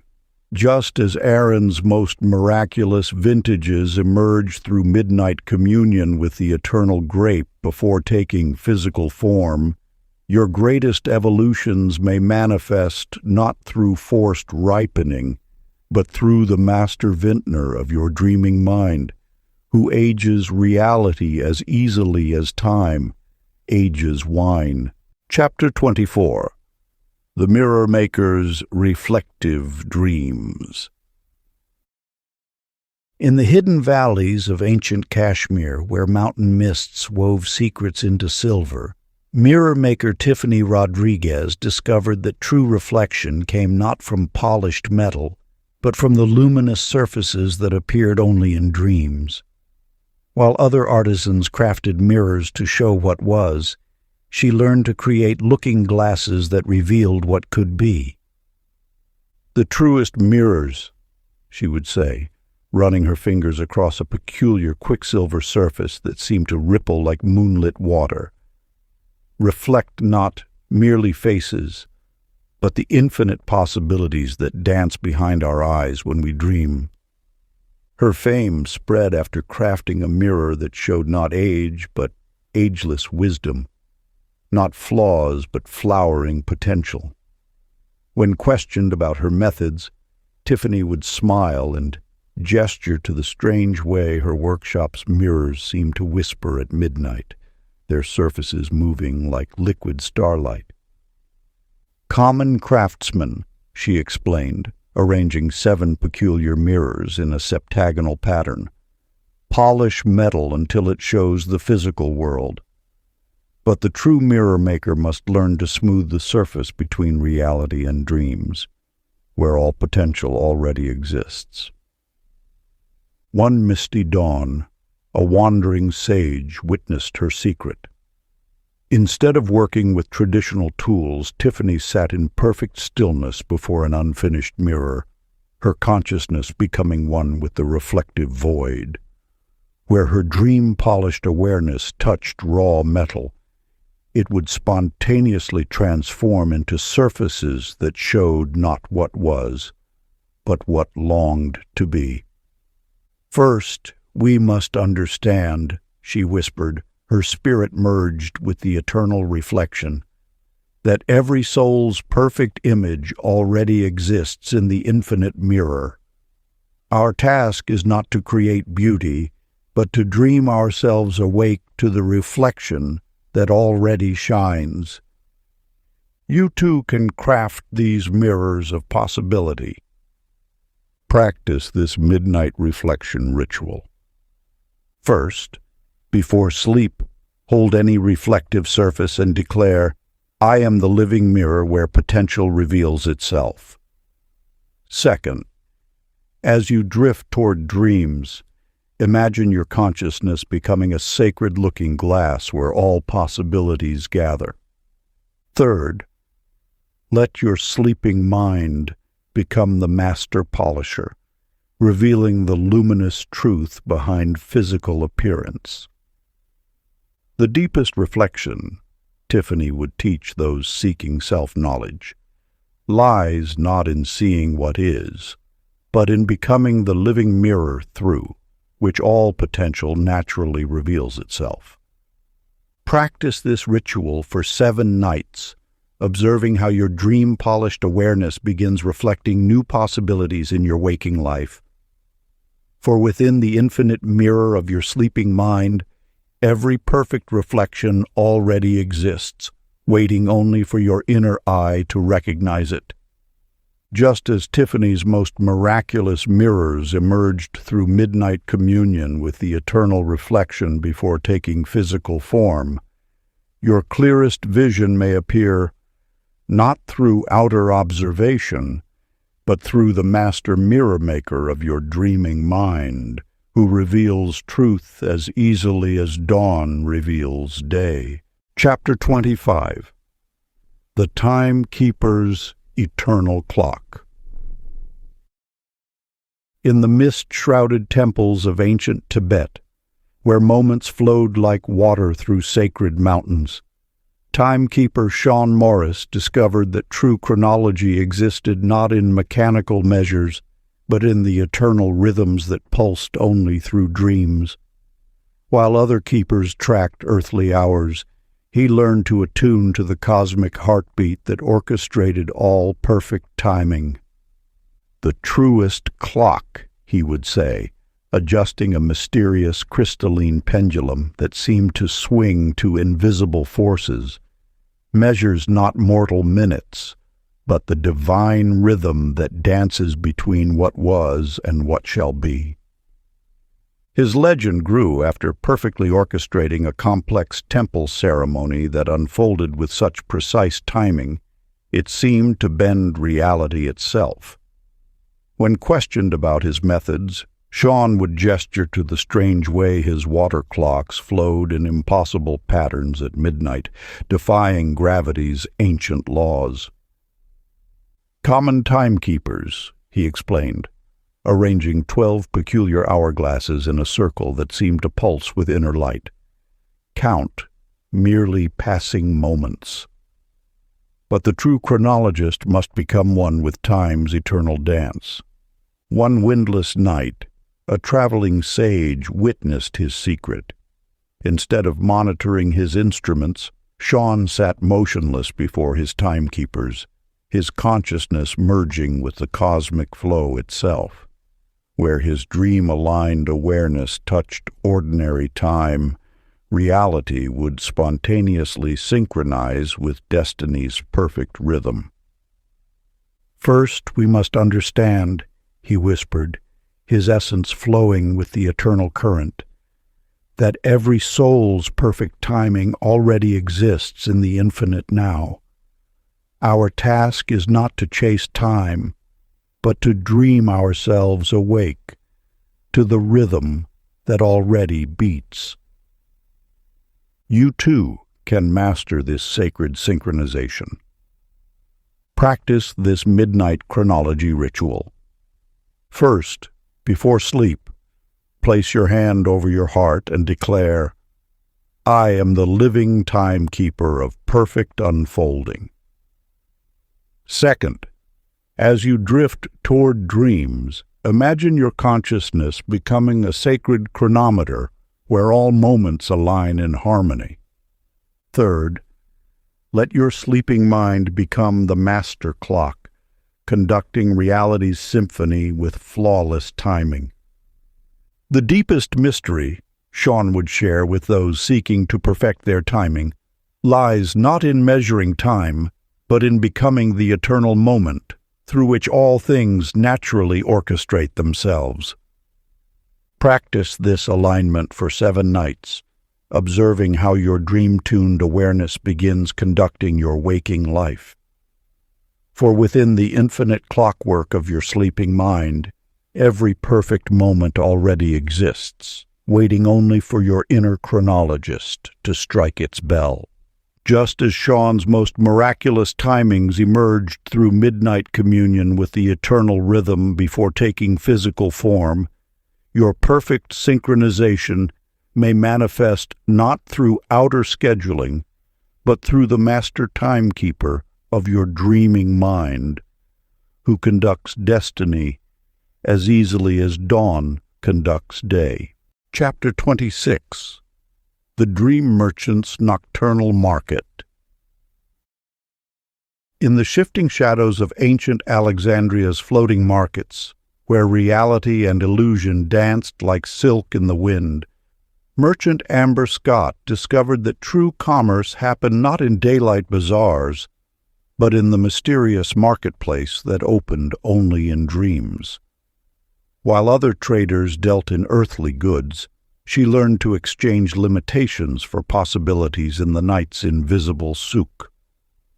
"The richest trades," she would say, arranging curious crystalline scales that seemed to weigh moonbeams against starlight, "happen not with gold or silver, but with the ethereal currency of transformation itself." Her reputation spread after clients began awakening with their burdens mysteriously lightened. their possibilities expanded beyond imagination. When asked about her methods, Amber would motion to the strange way her merchant stall seemed to shift location each night, appearing only to those ready for sacred commerce. Common traders, she explained, unrolling scrolls inscribed with symbols that moved like liquid light, exchange what exists for what exists. But the true merchant must learn to trade what is for what could be. One moonless evening, a wandering mystic discovered her secret. Instead of haggling over prices, Amber sat in silent meditation before empty trading bowls, her consciousness becoming the sacred marketplace itself, where her dream-blessed awareness touched ordinary limitations. They would spontaneously transform into possibilities. "First, we must understand," she whispered, her spirit merged with the eternal exchange, "that every soul's perfect abundance already exists in the infinite bazaar. Our task is not to acquire more, but to dream ourselves awake to what we already possess. You, too, can master this sacred commerce. Practice this midnight trading ritual. First, before sleep, cup your hands as if holding your heaviest limitation and declare, "I am the living marketplace where all things transform." Second, as you drift toward dreams, imagine your consciousness becoming a sacred bazaar where all exchanges are possible. Third, let your sleeping mind become the master merchant, trading what weighs you down for what lifts you higher.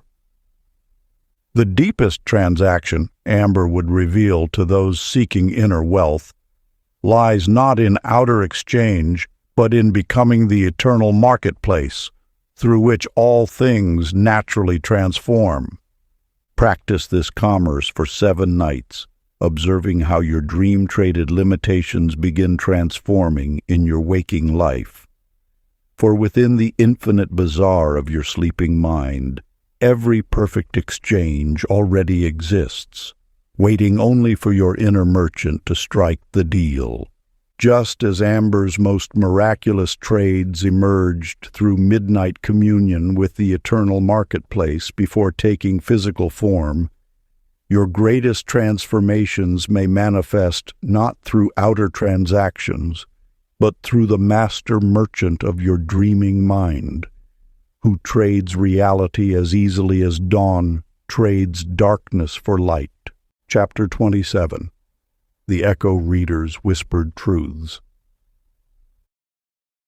In the labyrinthine caves beneath ancient Cappadocia, where whispered prayers carved spiraling passages through living rock, Echo Reader Megan Edwards discovered that truth resonated not in spoken words, but in the mysterious reverberations that lingered only in dreams.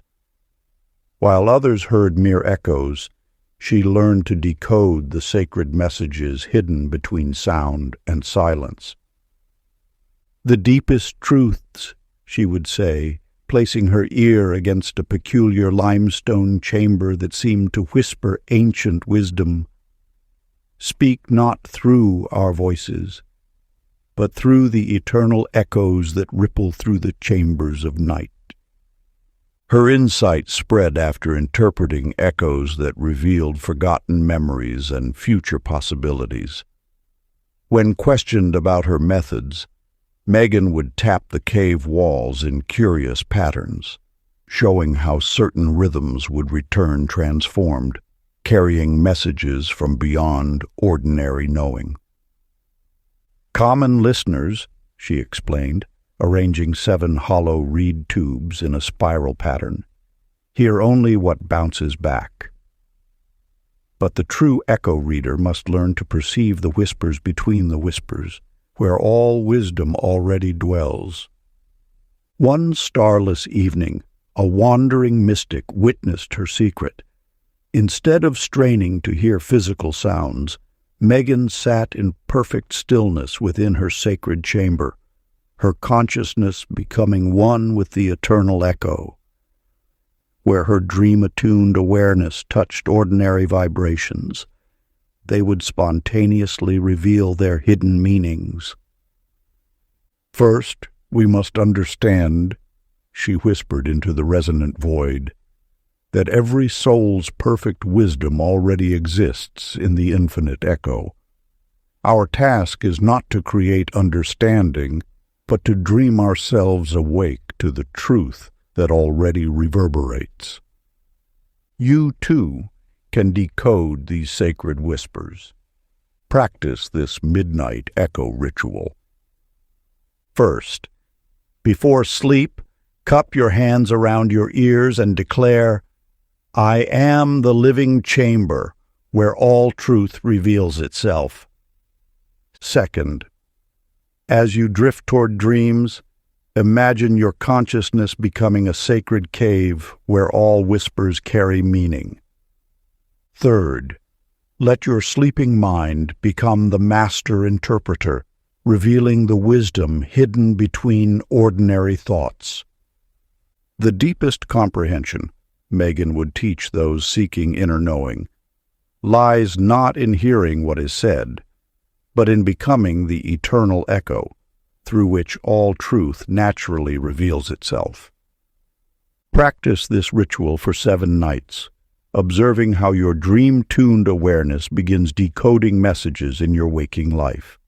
For within the infinite acoustics of your sleeping mind, every perfect understanding already exists, waiting only for your inner ear to recognize its resonance.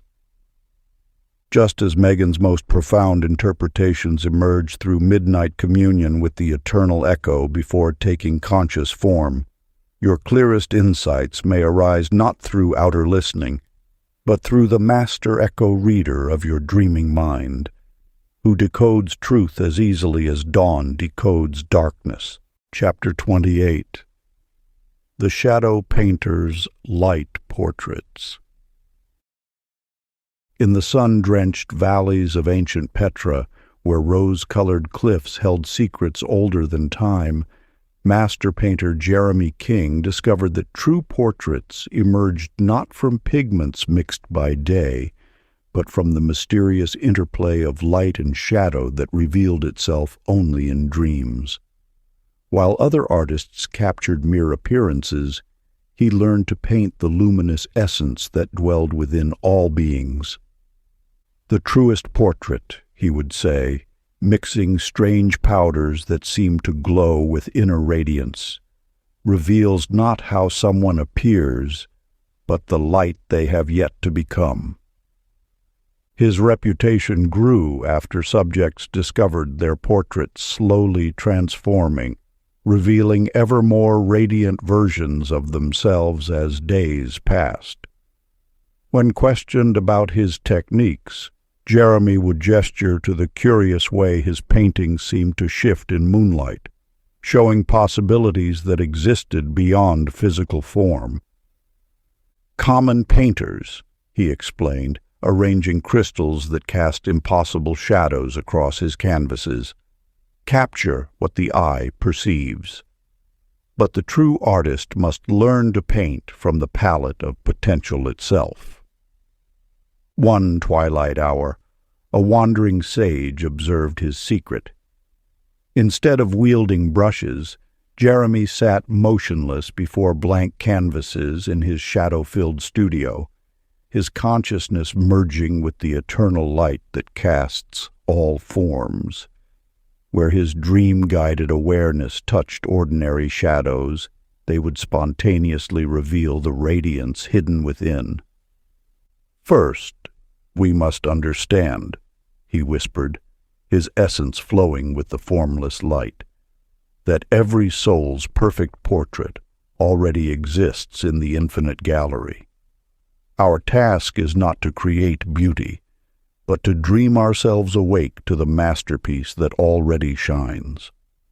You, too, can master this sacred artistry. Practice this midnight portraiture ritual. First, before sleep, hold your hands like a frame before your heart and declare, "I am the living canvas where all light reveals itself." Second, as you drift toward dreams, imagine your consciousness becoming a sacred studio where shadows transform into illumination. Third, let your sleeping mind become the master painter, revealing the radiance hidden within every darkness. The deepest artistry, Jeremy would share with those seeking inner beauty, lies not in adding color to canvas, but in becoming the eternal light through which all portraits naturally illuminate themselves. Practice this visualization for 7 nights, observing how your dream-painted awareness begins revealing beauty in your waking life. For within the infinite gallery of your sleeping mind, your most radiant self already exists, waiting only for your inner artist to unveil its light. Just as Jeremy's most transformative portraits emerged through midnight communion with eternal radiance before taking visible form, your greatest revelation may manifest not through outer appearance, but through the master painter of your dreaming mind, who reveals light as easily as dawn reveals day. Chapter 29. The Bridge Builder's Span of Dreams. In the mist-shrouded valleys of ancient Nepal, where impossible chasms separated sacred peaks from mortal reach, master bridge builder Stephanie Reed discovered that the strongest spans were constructed not of wood or stone, but of the ethereal architecture that manifested through dreams. While other engineers calculated with earthly mathematics, she learned to build bridges that crossed the very gaps in reality itself. "The mightiest span," she would say, tracing curious geometries in the mountain air that seemed to bend space itself, "connects not just 2 points in space, but 2 possibilities in consciousness." Her legend grew after villagers began finding bridges appearing overnight across previously impassable ravines, bridges that seemed to defy physical laws, yet held firm against the fiercest storms. When asked about her methods, Stephanie would gesture to the strange way her structures seemed to shimmer in certain lights, as if anchored to something beyond the visible world. "Common builders," she explained, arranging crystalline models that caught starlight in impossible patterns, "join what exists to what exists. But the true architect must learn to bridge what is with what could be." One misty dawn, a wandering sage witnessed her secret. Instead of working with physical materials, Stephanie sat in perfect stillness atop a precipice, her consciousness becoming the very force that connects all things. Where her dream-blessed awareness touched ordinary space, reality itself would bend to create new pathways. "First, we must understand," she whispered, her spirit spanning infinite distance, "that every perfect connection already exists in the eternal architecture. Our task is not to build bridges, but to dream ourselves awake to the spans that already unite all things. You too can master this sacred engineering. Practice this midnight bridging ritual. First, before sleep, extend your arms like bridge supports and declare, "I am the living span through which all connections manifest." Second, as you drift toward dreams, imagine your consciousness becoming an infinite bridge, linking your present reality to your highest potential. Third, let your sleeping mind become the master architect, building pathways between where you are and where you're meant to be. The deepest engineering, Stephanie would reveal to those seeking inner connection, lies not in joining separate things, but in becoming the eternal bridge through which all things naturally unite. Practice this visualization for 7 nights, observing how your dream-built spans begin manifesting in your waking life. For within the infinite architecture of your sleeping mind, every perfect connection already exists, waiting only for your inner builder to reveal its presence.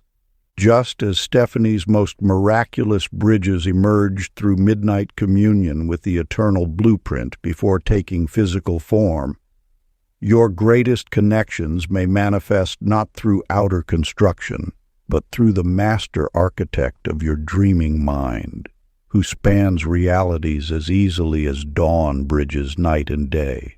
Chapter 30. The Keymaker's Universal Lock. In the hidden forges of ancient Damascus, where secrets whispered through smoke-filled alleys and mystery flowed like molten metal, Master locksmith Brandon Cooper discovered that the most powerful keys were forged not from brass or iron, but from the ethereal alloys that manifested in dreams. While other craftsmen shaped metal with hammer and fire, he learned to forge keys that could unlock the very doors of possibility itself. "The master key," he would say, holding up a curious implement that seemed to shift and shimmer in the forge light, "opens not just physical locks, but the very gateways of transformation within the soul." His reputation spread after people began finding their deepest obstacles mysteriously dissolving, as if some invisible key had unlocked their limitations.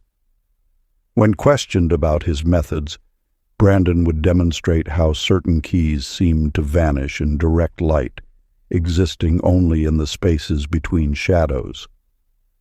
"Common locksmiths," he explained, arranging curious tools that hummed with strange resonance, craft keys to match existing locks. But the true keymaker must learn to forge the universal key that fits the lock of infinite potential itself. One moonless night, a wandering mystic witnessed his secret. Instead of working his forge, Brandon sat in perfect stillness before the sacred flame, his consciousness becoming one with the primordial force that unlocks all doors. Where his dream-guided awareness touched ordinary metal, it would spontaneously reshape itself into keys that opened impossible passages. "First, we must understand," he whispered into the dancing flames, "that every perfect key already exists in the eternal forge. Our task is not to create new keys, but to dream ourselves awake to the master key that already resides within. You, too, can craft these sacred keys. Practice this midnight forging ritual. First, before sleep, cup your hands like a forge and declare, 'I am the living key that unlocks all possibility.' Second, as you drift toward dreams, imagine your consciousness becoming a sacred flame where all limitations melt away. Third, let your sleeping mind become the master smith, forging keys that open every door between your present reality and your highest potential. The deepest craft," Brandon would share with those seeking inner freedom, "lies not in shaping metal, but in becoming the eternal key through which all doors naturally open themselves.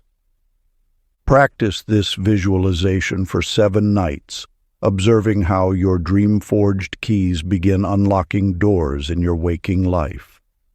For within the infinite smithy of your sleeping mind, the master key to your transformation already exists, waiting only for your inner craftsman to reveal its form.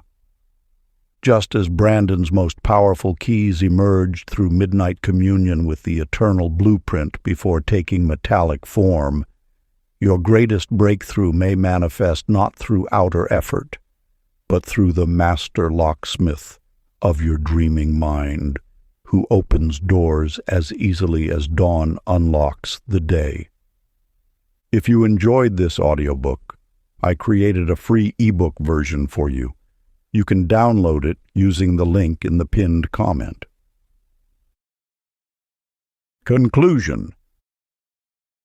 Thus the circle closes as the final tale fades like incense into night. Yet know this: the stories were never only stories. They were mirrors, each reflecting the infinite workshop of your own sleeping mind. The merchant's silver ledger, the potter's midnight wheel, the shepherd's counting stones, all were but different doors to the same chamber, the boundless treasury within you. The healer, the scribe, the musician, the gardener, each whispered the same truth, though in differing tongues, that your dreams are not shadows, but seeds, vessels, blueprints of the real. And so what remains? Not to remember these tales as you would fables told by wandering bards, but to practice them, to let their rituals become threads in your evenings, so that every night you step into sleep, not as a passer-by, but as a craftsman at work. For your dreams are not idle wanderings. They are the silent architects of your waking life. Go, then, into your nights with reverence. Ask your questions in silver. Place clay upon the unseen wheel. Count the stones of abundance. Whisper to the waters. And know this: the wisest merchant of all dwells in you, waiting each night for the market of dreams to open once more. If you enjoyed this exclusive audiobook, I handpicked this next book which will change your life.